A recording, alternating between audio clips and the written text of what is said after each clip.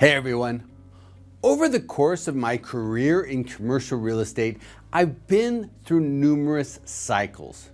The dot-com crisis, the global financial crisis, the pandemic shutdown, the post-pandemic inflation surge, and more. And something I've noticed during these periods of elevated uncertainty and economic volatility is that the news cycle becomes hyper-accelerated. And a lot of things change really fast. And the data we rely on to make day-to-day decisions can become outdated even before it's published. That's where we are today. We're in a period of change where things are happening so fast the data can't keep up. For example, I just got the March issue of a survey of economic forecasts. And even though the survey was just done a few weeks ago, two major participants in the forecast have already revised their outlook for 2025.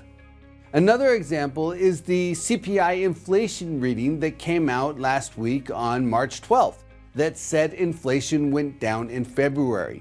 Ironically, that report came out the same day as 25% tariffs on aluminum and steel went into effect.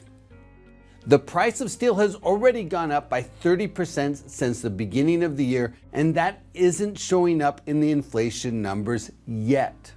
Anyway, here's my point. Things are moving so fast right now that the data we're working with isn't as useful as normal.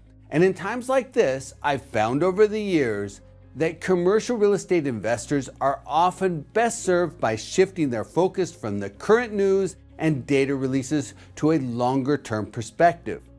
And one of the best tools for long-term strategic planning is demographics. This week, I want to focus in on how baby boomers are moving the needle on medical office. I don't talk about this property type in my videos very often because it's a relatively small investment segment, but I think it's something investors should be mindful of because the forces driving medical office are also influencing other property types. The sheer mass of baby boomers will impact all types of commercial real estate. Think about this for a minute. Each day, 11,000 people turn 65.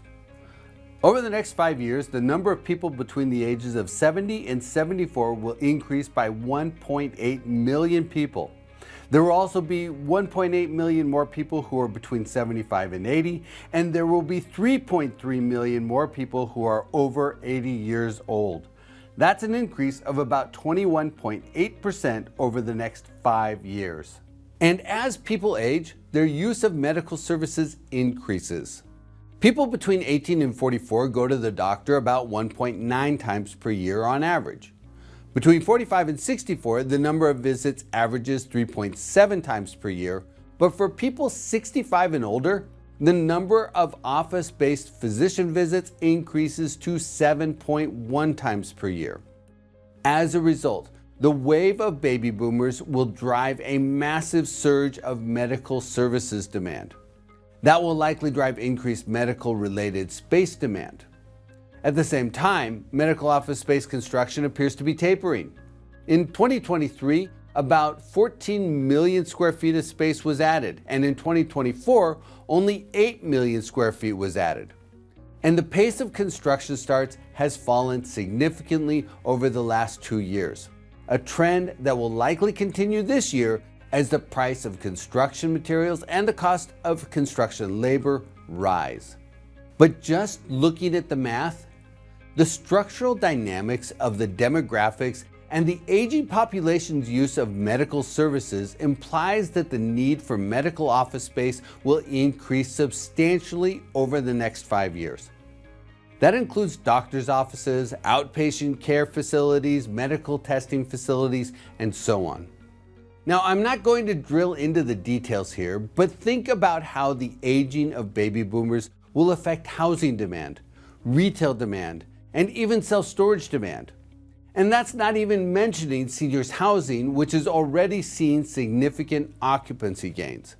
Regardless of the day-to-day news and data that's coming out, the long-term impact of demographics will ultimately shape commercial real estate space demand for most property types over the next 5 years.